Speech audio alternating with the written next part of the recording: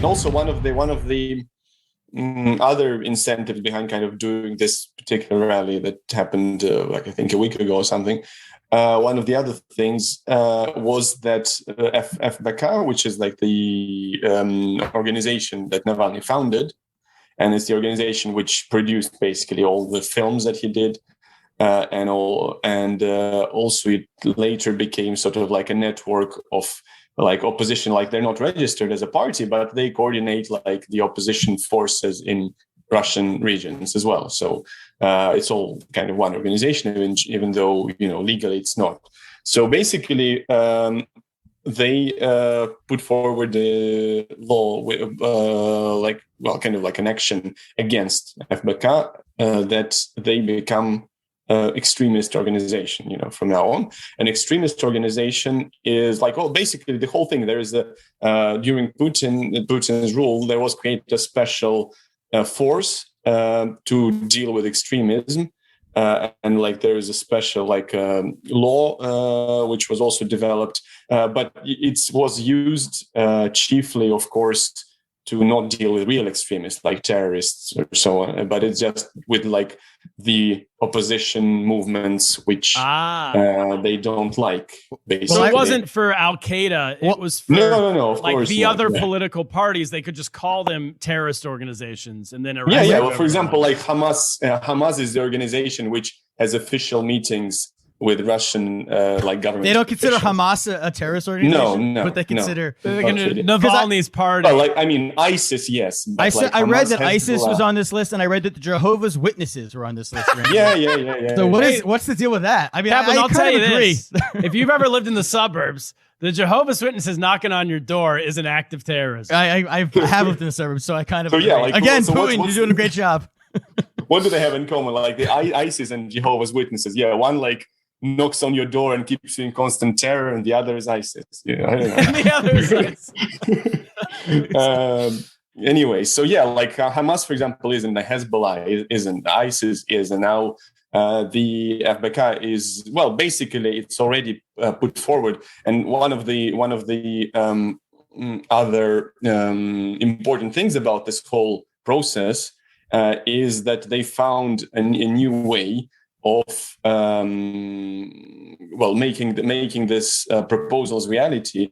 Is they make the court hearing secret, because they say, some kind of like state secret information is involved, and therefore it's like the court process, the court hearing becomes a secret, and only the lawyers have the right to see the materials, and they can't disclose it, of course, this information.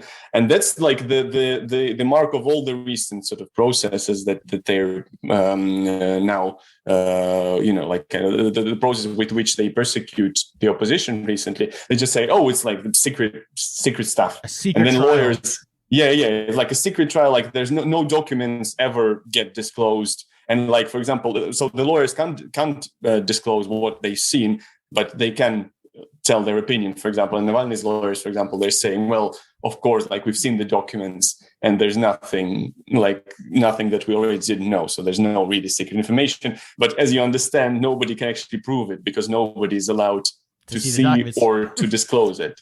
Yeah. So and Navalny's one lawyer was arrested, so the people doing this have to.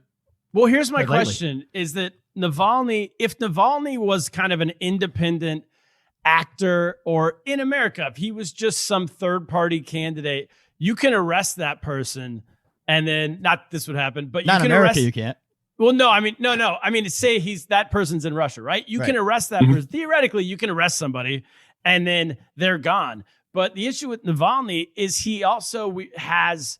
I mean, he's like an entire infrastructure. He has offices in 37 different places, offices. I think. Or 48 around the country. He has, I don't know, tons of people working for him in the thousands. So you would not only have to arrest him, which they did, wouldn't you have to then go arrest all the Well, now they're trying to destroy the infrastructure as well. And it's working, because nobody really doubts it, that they will be considered extremists.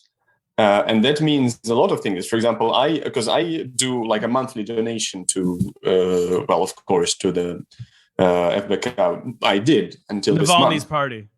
Yeah. Because and I canceled this week like monthly thing. I just put like a sum like a year ahead, like I paid them like a year and a half ahead or something, because if I'm donating them and they're extremists, that means I'm also doing unlawful things. You're funding. It's like if Kaplan just started donating to ISIS. I mean, I had a monthly donation to the Jehovah's Witnesses. I don't know how it was like the Trump thing where I did it by accident. I somehow clicked monthly. That's the problem with you coming to Russia, my friend. Yeah, I can never come. My nanny was a Jehovah's Witness.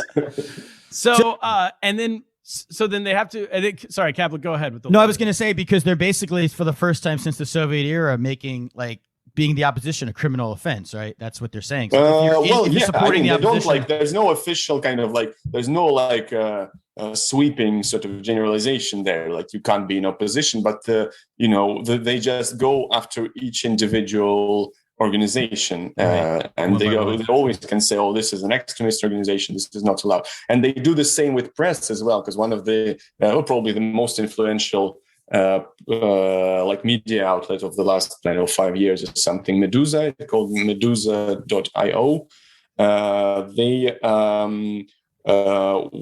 were declared something like also a new like form of entity that they recently kind of made a thing. It's now considered foreign agent. Foreign agent is something like it's basically it's not decided in court. It's just decided by one sort of like government office, and nobody really knows what they based on their judgment on. And foreign agent basically it means that they get like some kind of financing from abroad, but nobody really knows what it is. Just like, and also they're not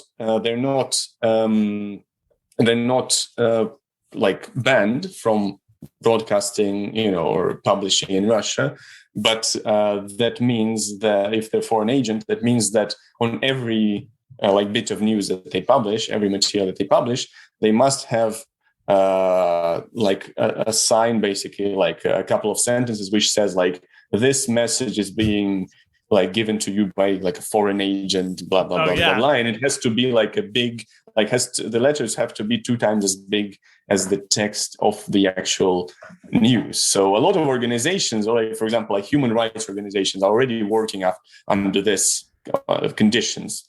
But of course, if it's a popular media, it's much worse, because they actually, even though their office is based in, I think, Latvia, but like all the money they get is from Russia. Their the businesses that publish adverts are Russian businesses, and they work for Russian clients. So of course, this like if you're just a human rights organization, and like people who donate to you will donate to you regardless. Yeah. But if your business is literally like winning the competition in the digital world, and like half of your output is just like this message is brought to you by a fucking foreign agent. Like this is not a realistic business model anymore. So now they kind of also switching to the direct support, kind of like a donation thing to compensate for the lack of sponsor, like advertisers.